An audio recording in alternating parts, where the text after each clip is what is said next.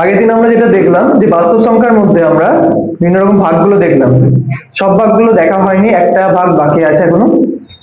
তো যেটা যেটা পড়েছি একটু রিভিশন করে নিই আমরা। দেখো প্রথম পড়েছি হচ্ছে আমরা স্বাভাবিক সংখ্যা। স্বাভাবিক সংখ্যা কোনগুলো? না, এক থেকে প্লাস ইনফিনিটি পর্যন্ত। ঠিক আছে, দেখো দেখতে পাচ্ছ যে 1 2 3 4 করে এরকম ভাবে চলতে থাকবে। ঠিক আছে, আর দ্বিতীয় যেটা পড়েছি সেটা হচ্ছে হোল নাম্বার। হোল নাম্বার কোনগুলো? না, শূন্যটাকে স্বাভাবিক সংখ্যার মধ্যে নিলে হয় হচ্ছে হোল নাম্বার। ঠিক আছে, মানে 0 1 2 3 4 এরকম ভাবে পজিটিভ ইনফিনিটি। ঠিক আছে, এরকম ভাবে চলে থাকবে। আচ্ছা, স্বাভাবিক সংখ্যাকে ইন্ডিকেট করা হয় এন দিয়ে, ক্যাপিটাল এন দিয়ে, আর হোল নাম্বারকে ডাব্লিউ দিয়ে ইন্ডিকেট করা হয়। আর 3 নম্বর যেটা পড়েছিলাম সেটা হচ্ছে পূর্ণ সংখ্যা। পূর্ণ সংখ্যা মানে হচ্ছে শূন্য। দেখো দেখতে পাচ্ছ শূন্য মাঝখানে আছে, শূন্য থেকে মাইনাস ইনফিনিটি এবং প্লাস ইনফিনিটি, মানে স্বাভাবিক সংখ্যা এবং শূন্য নিয়ে হচ্ছে হোল নাম্বার। হোল নাম্বার এবং মাইনাসের যত নাম্বার আছে সেগুলোকে নিয়ে হচ্ছে তোমাদের পূর্ণ সংখ্যা বা ইন্টিজার। কেমন? আরেকটা জিনিস পড়েছিলাম যে মূলত সংখ্যা। মূলত সংখ্যা বা রেশনাল নাম্বার, সেগুলো কি? যেগুলো হচ্ছে পি বাই কিউ আকারে লেখা যায়, তাই তো?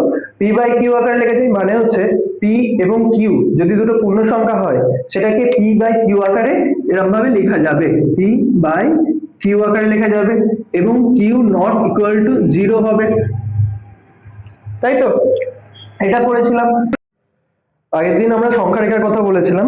তো সংখ্যা রেখায় স্বাভাবিক সংখ্যা, হোল নাম্বার বা পূর্ণ সংখ্যা এগুলোর স্থাপন আমরা করেছিলাম, বা মূলত সংখ্যাগুলো কোথায় থাকবে সেটা আমি দেখেছিলাম। তা এবার বলে দিচ্ছি আমি, যে মনে করো এটা একটা সংখ্যা রেখা।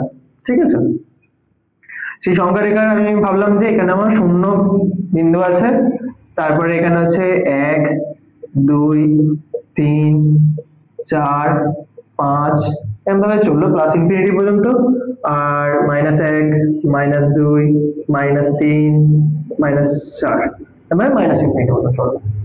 তো দেখো এগুলো তো হচ্ছে মানে স্বাভাবিক সংখ্যা বললাম, 1 2 3 4 এরকম ভাবে চলছে, এবং এই শূন্যটাকে নিলে হোল নাম্বার হচ্ছে অখণ্ড সংখ্যা, এবং যদি আমি মাইনাসের পার্টটাও ধরি একসাথে তাহলে হচ্ছে পূর্ণ সংখ্যা বা ইন্টিজার্স।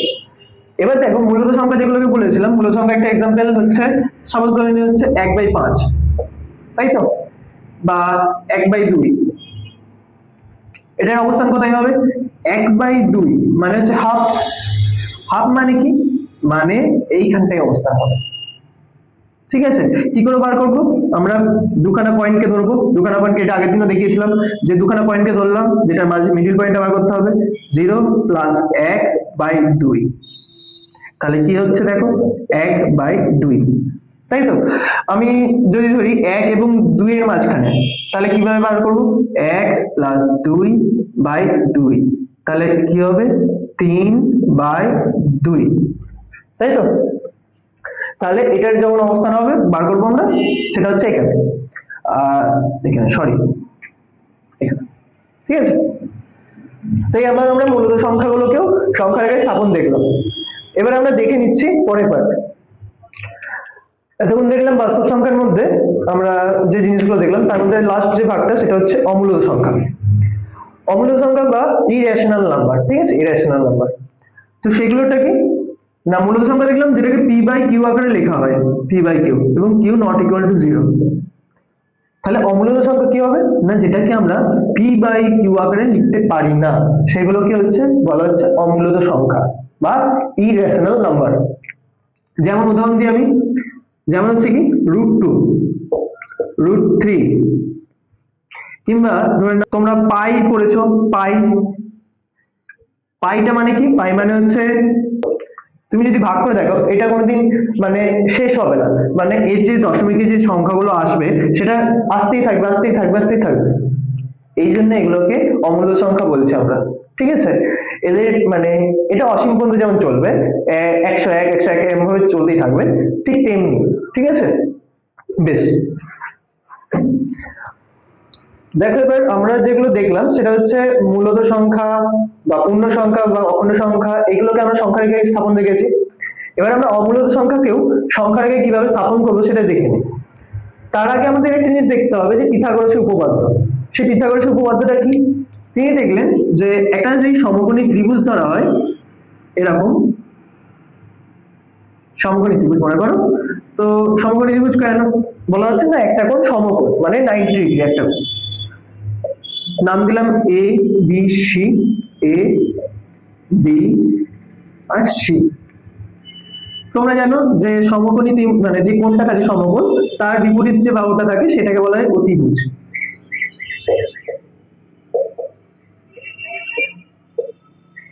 আর নিচে যে বাহুটা থাকে সেটাকে বলা হয় ভূমি। আর যেটা লম্বালম্বি থাকে সেটাকে বলা হয় লম্ব। ঠিক আছে, ইংলিশে যদি বলি, অতিভুজটাকে বলা হচ্ছে হাইপোটেনাস, ভূমিটাকে বলা হয় বেস, আর লম্বটাকে বলা হয় হাইট। ঠিক আছে, বেশ। তো তিনি বললেন যেটা, সেটা হচ্ছে যে অতিভুজের সঙ্গে এই যে লম্ব এবং ভূমি এদের সম্পর্ক আছে একটা, তিনি সম্পর্কটা দেখালেন। যদি অতিভুজ আমরা এবি ধরলাম, এবি এর স্কয়ারের সঙ্গে এই ভূমি এবং লম্বের যে সম্পর্ক সেটা হচ্ছে লম্ব এসি, এসি এর স্কয়ার প্লাস ভূমি সিবি এর স্কয়ারের সঙ্গে যোগফলের সমান হবে। ঠিক আছে, তো এইটা হচ্ছে তার পিথাগোরাসের উপপাদ্য বলা হয় এটাকে। তো এটা হয়তো তোমাদের পড়তে হবে বা পড়েছো আগে। এটাকে কাজে লাগিয়ে আমরা অমূলত সংখ্যাগুলোকে সংখ্যা রেখায় স্থাপন করবো। কেমন ভাবে দেখে নি। এটা মনে করো একটা সংখ্যা রেখা, এখানে ধরলাম শূন্য আছে, এটা প্রত্যেকটা ঘরকে আমি ধরলাম 1 ইউনিট করে, 1 2 3 4, এদিকে হচ্ছে -1 -2 এবার সমান করে ধরলাম। এখানে একটা সমকোণী এরকম ত্রিভুজ আছে, এরকম একটা সমকোণী ত্রিভুজ আছে, যার এটা হচ্ছে 1 ইউনিট, যার এটা হচ্ছে 1 ইউনিট, দেখো 1 করে বললাম প্রত্যেকটা ঘর 1 ইউনিট করে ধরা হয়েছে, আর এটা হচ্ছে 1 ইউনিট, মানে এটার যতটা দৈর্ঘ্য এটারও ততটাই দৈর্ঘ্য। এটা হচ্ছে সমকোণী ত্রিভুজটা। ঠিক আছে, ঠিক আছে, সমকোণী ত্রিভুজ। এবং নাম দিয়ে দিই এ বি এবং সি। এটাও 1 ইউনিট ধরলাম আমরা, এটাও 1 ইউনিট ধরলাম। তাহলে এটা কি হবে দেখে নি, এই উপপাদ্যটাকে ইউজ করে আমরা অতিভুজটা বার করবো। অতিভুজটা কি? এসি। এটা বার করবো, এসি স্কয়ার মানে এসি স্কয়ার, এসি সমান কি হবে তাহলে রুট এবি স্কয়ার মানে লম্ব স্কয়ার প্লাস বেস স্কয়ার মানে সিবি স্কয়ার। দেখো কি হবে, রুট এবি স্কয়ার মানে হচ্ছে 1 square, 1 square plus base square মানে হচ্ছে কি না 1 স্কয়ার। তাহলে কি পাওয়া যাবে, 1 প্লাস 1, তার মানে √2।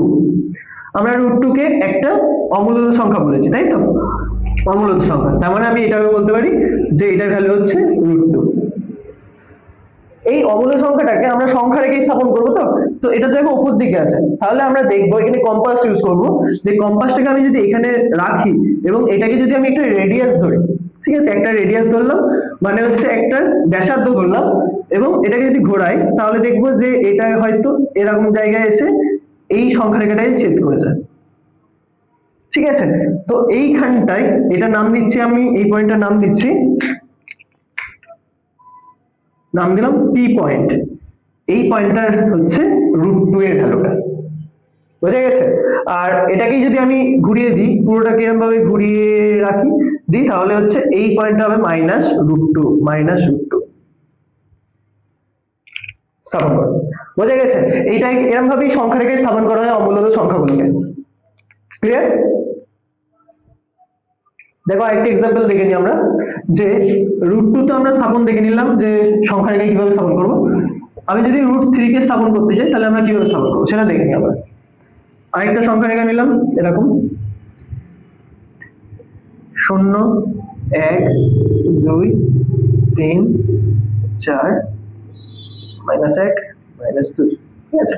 আমরা কেমন পেলাম না, এখানে একটা লম্ব নিলাম যেটার ভ্যালু হচ্ছে 1 ইউনিট আর এটার ভ্যালু হচ্ছে 1 ইউনিট, তাই তো, এবং এটার অতিভুজ পেলাম হচ্ছে √2,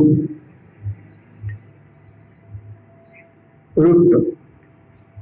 এবার যদি আমি মনে করো এই দাগটাকে একটু বাড়ালাম এবং এর উপরে আরেকটা মানে লম্ব নিলাম, লম্বটা এরকম যাবে নিশ্চয়ই, এবং এটার ভ্যালু মনে করো, এটার ভ্যালু নিলাম হচ্ছে 1 ইউনিট, ঠিক আছে, এটার ভ্যালু নিলাম 1 ইউনিট আর এটার ভ্যালু √2।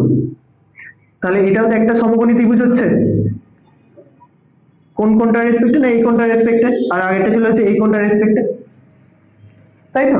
তাহলে দেখো এর অতিভুজটা কি হবে, অতিভুজটা হচ্ছে না, অতিভুজ মানে হচ্ছে আমি এটার নাম দিচ্ছি A B R C. AC সমান কি হবে না, এসি সমান হবে রুট অফ হাইট স্কয়ার মানে হচ্ছে 1 স্কয়ার প্লাস বেস স্কয়ার মানে √2 স্কয়ার, √2 স্কয়ার। তাহলে কি পাবো আমরা, √1 প্লাস √2 স্কয়ার কি হয়, √3 × √2 মানে 2 হয়ে যাবে, তাহলে √3 পাবো। তার মানে এটার ভ্যালু হচ্ছে √3। তাহলে এখানেও আমি সেম ভাবে এখানে একটা কম্পাস যদি বসিয়ে আমি দেখি, এটাকে ব্যাসার্ধ ধরি এবং বৃত্তচাপটা এটা ঘোরাই, তাহলে কি আমি দেখতে পাবো না,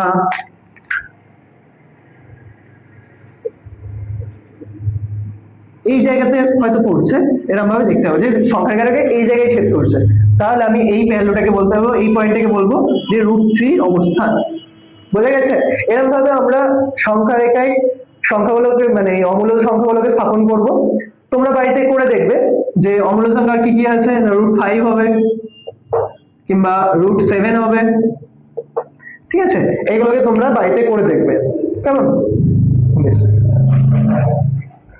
এরপর যেটা দেখবো তোমাদের বইয়ের যে কোষে দেখি 1.1 আছে, সেখানে যে কোশ্চেন গুলো আমরা একটু আলোচনা করে নিই, তোমরা বাইরে চেষ্টা করবে সেগুলো। তো প্রথম কোশ্চেন যেটা বলছে দেখো, বলছে যে অমূলদ সংখ্যা কাকে বলে লিখি। তো অমূলদ সংখ্যা কাকে বলে তোমরা পড়িয়েছি কিছুক্ষণ আগে, যে p/q আকারে লেখা যায় এবং p বা q কে হয় পূর্ণ সংখ্যা হতে হবে এবং q ≠ 0 হতে হবে, এটা তোমাদের লিখতে হবে। এই কয়েকটা পয়েন্ট লিখে দেবে, আর কয়েকটা অমূলদ সংখ্যা লিখতে বলেছে 4টে মতন, তো তোমরা এক্সাম্পল দিয়ে দেবে। বিভিন্ন ভগ্নাংশের যে সংখ্যাগুলো আছে 2/3 কিংবা 4/5 কিংবা তুমি যদি দেখো যে 6/7, এরকম ভাবে 1/3, এরকম ভাবে তোমরা কয়েকটা মূলদ সংখ্যা লিখে দেবে, ঠিক আছে। আর পরের কোয়েশ্চেন যেটা আসছে সেটা হচ্ছে জিরো, আমরা জিরোটাকে কি মূলদ সংখ্যা বলবো, মানে দেখো সেকেন্ড কোয়েশ্চেনটা যেটা আছে সেটা হচ্ছে জিরোকে কি মূলদ সংখ্যা বলবো।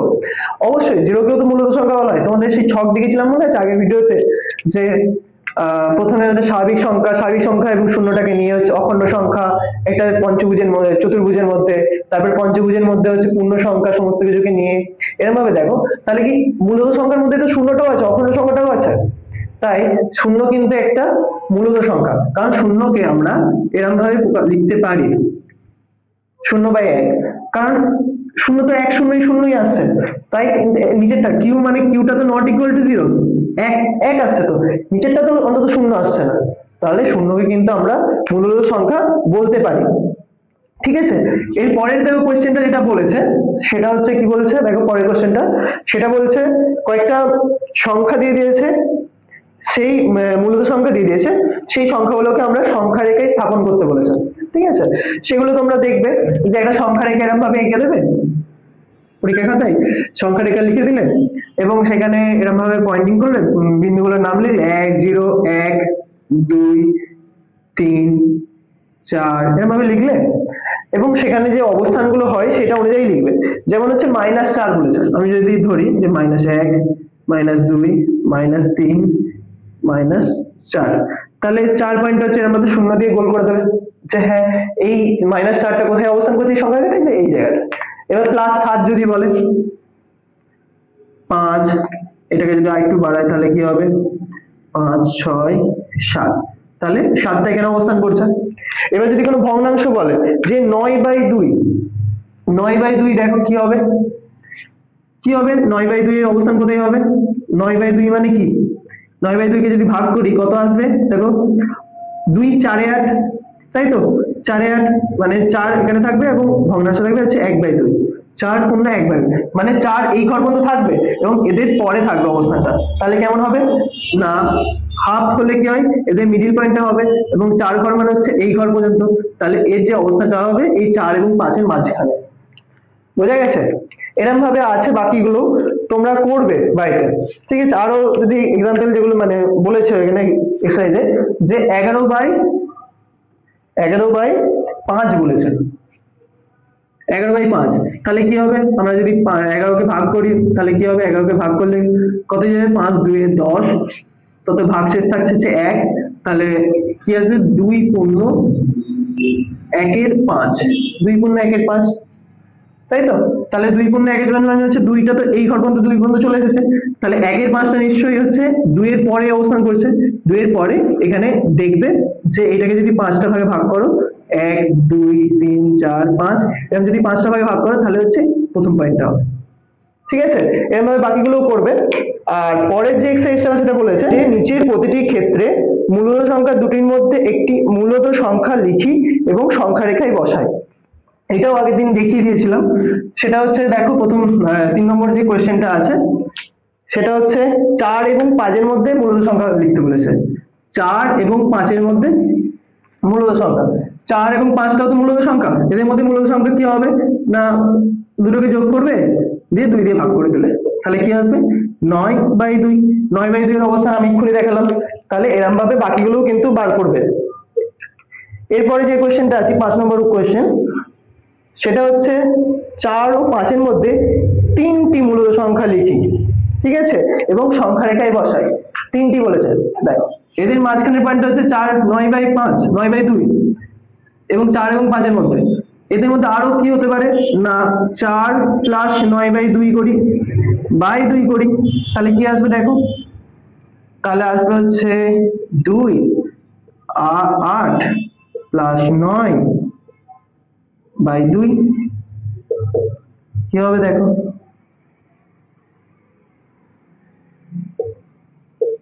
17, 17/4 আসছে, তার মানে এইখানটাই পয়েন্টটা হচ্ছে 17/4 একটা ভ্যালু আসবে। এবার এই 9/2 এবং 5 এর মধ্যে একটা সংখ্যা মানে বার করি,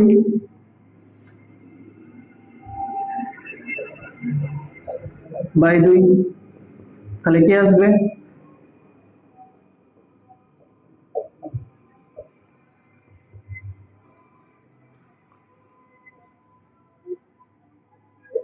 তাহলে 19/4, এইখানটাই একটা পয়েন্ট আসছে 19/4। দেখো তিনখানা অমূলদ মানে মূলদ সংখ্যা আমরা পেয়ে গেছি 4 এবং 5 এর মধ্যে। বেশ, তারপরে যে কোয়েশ্চেনটা বলছে 1 ও 2 এর মধ্যে 6টি মূলদ সংখ্যা লিখি এবং সংখ্যা রেখায় বসাই। আচ্ছা এইগুলোকে তো সংখ্যা রেখায় লিখতে পারবে, যে 4 এবং 5 এর মধ্যে যে তিনখানা আমরা মূলদ সংখ্যা পেলাম সেগুলোকে সংখ্যা রেখায় লিখতে পারবে, আগের দিনে এবার ভিডিওটা নয় দেখে নেবে। আচ্ছা তারপরে কোশ্চেনটা যেটা বলেছে দেখো 1 এবং 2 এর মধ্যে 6টা মূলদ সংখ্যা বার করতে বলেছে, ঠিক এই পদ্ধতিতেই করবে। এই কোশ্চেনটাও তোমরা বাড়িতে চেষ্টা করবে, একটা আমরা এক্সাম্পল দেখিয়ে দিলাম তোমাদেরকে। দেখো 4 এবং 5 এর মধ্যে যদি আমরা তিনখানা মূলদ সংখ্যা বার করতে চাই, এটা আরেকটা পদ্ধতি আছে, সেটা হচ্ছে আমরা কি 4টাকে এরকম ভাবে লিখতে পারি যে 8/2। এবার দেখো এর সঙ্গে আমরা 2 ওপর নিচে 2 গুণ করলাম, সে একই ব্যাপার 16/4 আকারেও লেখা যায়, এবং 5কেও আমরা 10/2 আকারে লিখতে পারি এবং ওপর নিচে এরকম সেম ভাবে 2 দিয়ে গুণ করলাম আমরা, তাহলে কি পাবো 20/4। ঠিক আছে, আমরা যেহেতু তিনখানা মূলদ সংখ্যা বার করতে চাইছি তাই জন্য ছোট সংখ্যা দিয়ে গুণ করেছি, ঠিক আছে। এবার দেখো 16 এবং 20 এর মধ্যে কতগুলো সংখ্যা আছে, 16 পরে 17 আছে, 18 আছে এবং 19 আছে, ঠিক সেমন ভাবে আমরা লিখে দিয়েছি, তিনখানা তুমি মূলদ সংখ্যা পেয়ে গেলে। এবার যদি আরো বেশি সংখ্যা বার করতে দেয় তাহলে কি করবে, এখানে তোমরা 2 এর জায়গায় 3 দিয়ে গুণ করবে, ঠিক আছে। তখন তোমরা এই যে রেঞ্জটা এই 16 থেকে 20, তখন তোমরা আরো বেশি পেয়ে যাবে, তখন তোমরা বেশি পরিমাণে মূলদ সংখ্যা লিখতে পারবে। দেখো আগের পদ্ধতিতেই আমরা 1 এবং 2 এর মধ্যে 6টা মূলদ সংখ্যা বার করব, সেটা কেমন হবে না, দেখো আমরা 1 কে তো এরকম ভাবে লিখতে পারি 2/2, কারণ সেই 2/2 কেটে গিয়ে একই আসবে, এবং 2 কে লিখতে পারি 4/2। এবার দেখো সব উপর নিচে আমরা 4 দিয়ে গুণ করেছি, আমরা যেহেতু 6খানা বলেছে মূলদ সংখ্যা বার করতে, বেশি পরিমাণে চাইছে তাই 4 দিয়ে গুণ করেছি, তাহলে আমরা পেয়েছি হচ্ছে 8/8 এবং 16/8। দেখো 8 এবং 16-র মধ্যে রেঞ্জটা দেখো অনেকটা বেশি আছে, এর মধ্যে অনেকগুলো সংখ্যা আছে, তাহলে আমরা লিখতে পারি 9/8, 10/8, 11/8, এরকম ভাবে পুরো 16/8 এর আগে পর্যন্ত লিখতে পারি। লিখে দিচ্ছি আমি।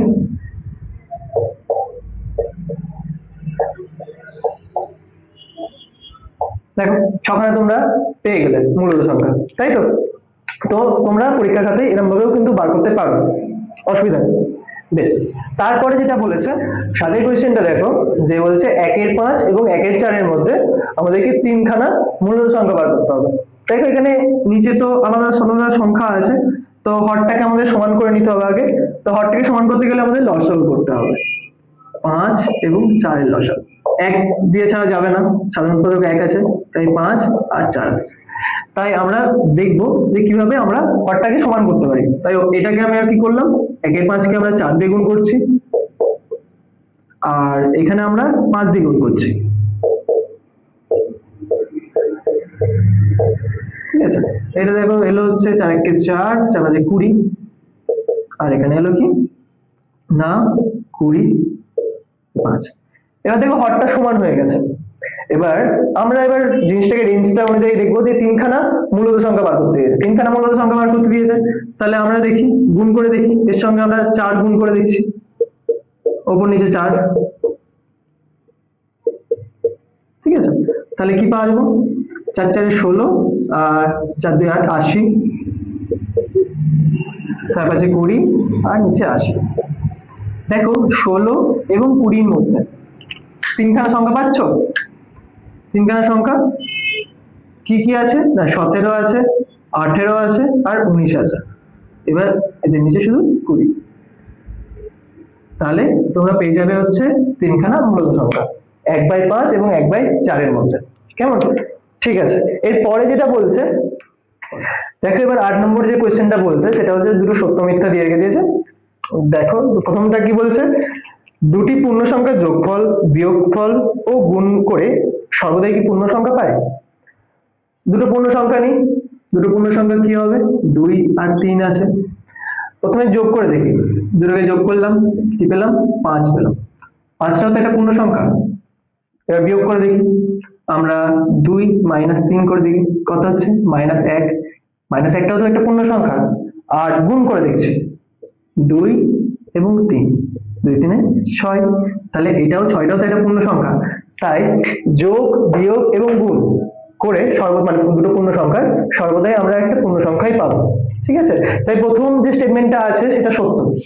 আর সেকেন্ডটা কি বলেছে, দুটো পূর্ণ সংখ্যা ভাগ করে কি সর্বদাই আমরা পূর্ণ সংখ্যা পাবো, সেটা দেখে নিই। আমরা 2/3 দিয়ে দেখছি, 2 আর 3-কে 2/3 করলে এটা কি পূর্ণ সংখ্যা পাওয়া যাচ্ছে? 2/3 কিন্তু কাটাকুটি যাচ্ছে না, তাই এটা কিন্তু পূর্ণ সংখ্যা নয়, তখন সেটা কিন্তু মূলত সংখ্যা হয়ে যাচ্ছে। কেমন? আর আমরা যদি দেখি যে 4 তো একটা পূর্ণ সংখ্যা, 4/2 করলো, তখন কি পাবো আমরা, 2 পাবো, তখন কিন্তু আমরা পূর্ণ সংখ্যা পাচ্ছি। যে সর্বদাই যে পূর্ণ সংখ্যা পাওয়া যাবে দুটো পূর্ণ সংখ্যার ভাগফল, সেটা কিন্তু নয়। ঠিক আছে, তাই এই যে স্টেটমেন্টটা আছে সেটা কিন্তু ভুল, মানে মিথ্যা।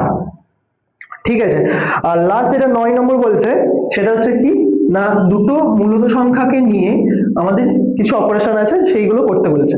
দুটো মূলত সংখ্যার যোগ করি, বিয়োগ করি এবং গুণ ও ভাগ করে দেখি কি সংখ্যা পাবো। দুটো মূলত সংখ্যা নিচ্ছি, দুটো মূলত সংখ্যা কি নিতে পারি, যে 1/2 নিলাম আর 3/2 নিলাম, দুটো মূলত সংখ্যা। এবার এদের মধ্যে যোগ করে দেখি, যোগ করি, প্রথমে যোগ করে কি পাবো, 2, 1 + 3, তাহলে এটা কিন্তু একটা মূলত সংখ্যাই পাচ্ছি আমরা, কারণ 2-কে 2/1 আকারেও লেখা যায়, তাই তো? যাই হোক, এরপরে যেটা বলেছে সেটা হচ্ছে বিয়োগ করে দেখি, তাহলে 1/2 - 3/2 কি পাবো আমরা দেখি, 2, 1 - 3, তাহলে কি পাবো না -2/2, তাহলে -1। এটাও কিন্তু একটা মূলত সংখ্যাই পাচ্ছে। ঠিক আছে, কারণ -1-কেও আমরা লিখতে পারি /1। ঠিক আছে, এবার দেখি, এবার বলছে গুণ করে দেখতে, গুণ করে দেখতে বলেছে। 1/2 ইন্টু 3/2, তাহলে কি পাবো আমরা 3/4। এটাও কিন্তু এটা মূলত সংখ্যাই পাচ্ছি। আর ভাগ করে দেখি, ভাগ করে মানে হচ্ছে 1/2, 1/2 ভাগ 3/2, তাহলে কি হবে ভাগ করলে কি হয়, উল্টে যায়, যে গুণ হয়ে যায় 2/3। দেখো 2 2 কেটে গেল, তাহলে কি পাবো 1/3। এটাও কিন্তু একটা মূলত সংখ্যাই পাচ্ছি আমরা। ঠিক আছে, বেশ, এক্সারসাইজ কমপ্লিট করলাম। যেগুলো বাড়িতে কাজ দিলাম সেগুলো করো তোমরা, দিয়ে অ্যান্সার কমেন্ট করো। তারপরে দেখা হচ্ছে নেক্সট ক্লাসে।